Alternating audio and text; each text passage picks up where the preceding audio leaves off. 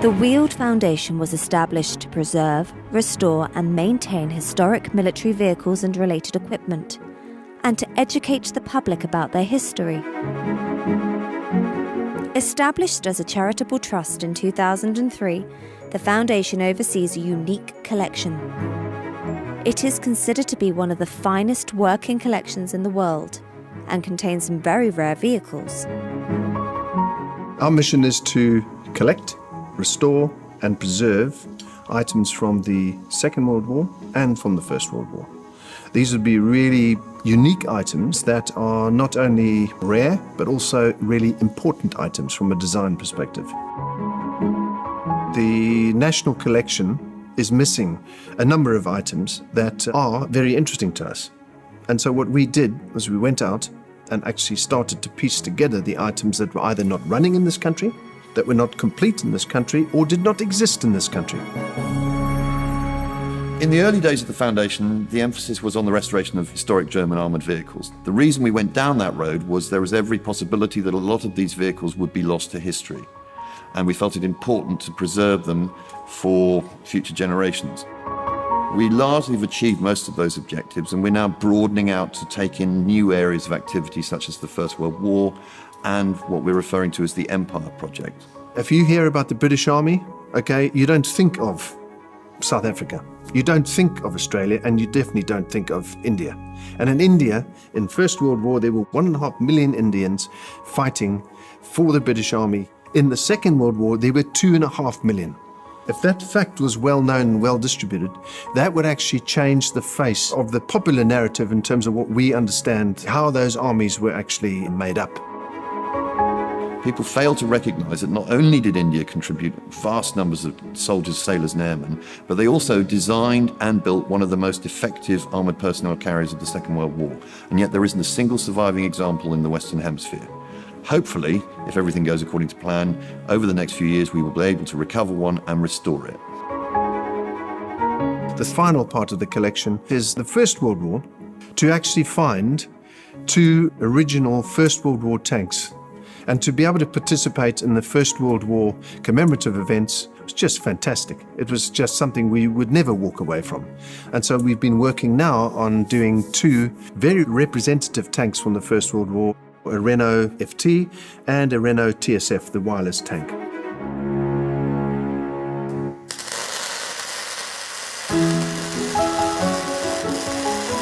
Over the years, the Foundation has restored a wide variety of artefacts, all of which are brought back to life in the Foundation's on-site workshop. Andy oversees much of the fabrication and restoration work that is carried out. One of the current projects is to restore the engines from the Foundation's First World War tanks. We're looking at the cylinder block of the TSF FT Renault engine. The corrosion has been much worse than you'd normally find. This would normally be scrap. But as there are so few of them, the only thing we've got to do is fix it. The price of casting a new one is prohibitive or massively expensive, so we've got to make the best of what we've got here, and so far it's been successful. All these things that we're working on at the moment are the first stages in the building blocks of getting the engines back together, really, because if we can't salvage this, we've got to source another one. Until we've got these sorted, we can't order the liners, we can't order the pistons, we can't do the crank, we can't do the white metal in. It's all mapped out in the future, but we've got to start somewhere, and this is where we're starting. We are a working restoration facility, but as far as possible we try to include as many different groups of people in that process. So we encourage schools to come here, we've run education and training programs over the years, and outreach work in the wider community.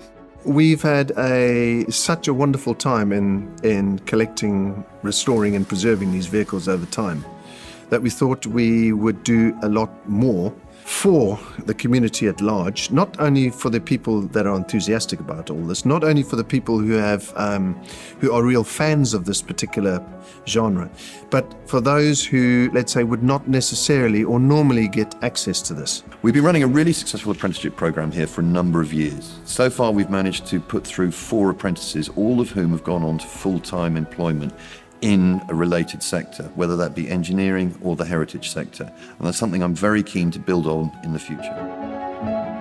Rosie is one of the Foundation's success stories. Initially taken on as an apprentice, she now has a permanent position on the team. Here at the Weald Foundation, I'm in charge of the website admin. I also do a lot of the archiving and conservation work. We've got the archive building full of artefacts that need quite a lot of work every now and then. They need cleaning and we need to document them in the computer system that I help build. And I also am in charge of the computer-aided design, which I learned to do during my apprenticeship.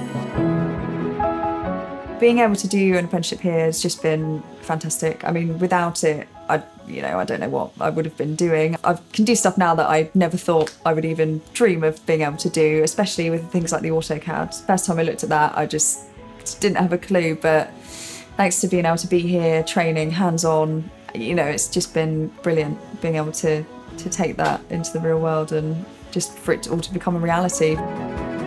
Being here, you're actually helping create sort of like pieces of history. We're getting given photos of stuff that hasn't existed for 100 years or whatever, and having to actually build that and investigate and something it's just a really interesting experience and quite a steep learning curve, but I'm really glad I did it.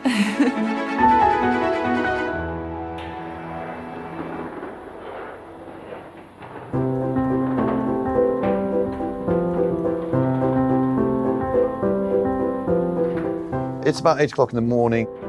We're expecting in about an hour and a half's time, about 12 to 15 young people from one of the local schools. It's part of a project that we've been running since about 2013 with the Heritage Lottery Fund and Juvenile Justice International. The idea is to give children from these schools the opportunity to come here, look at the vehicles, letting them interact with them, study them. Sometimes the visits go really well and we have the opportunity to draw out from the children experiences relating to their parents or their grandparents and local history, what happened to them during the Second World War. Right, everybody follow me.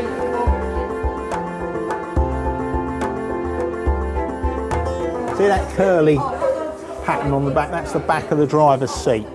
Your classic tank's got a turret on top, so you can spin it 360 degrees. The turret is where the round bit at the top where the gun sticks out. This hasn't got a turret. This gun is fixed. That's a little bit impractical. It is a little bit impractical.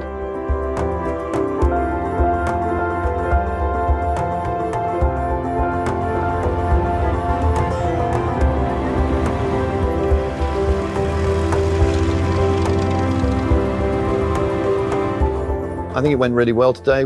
We gave them a ride in a vehicle, we took them around the workshops, we allowed them to climb over all sorts of other vehicles, had lots of interesting engagement with them, good questions, lots of really good interaction, and that's what the day is really all about.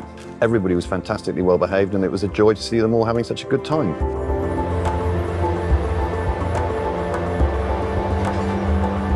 This foundation is about sharing.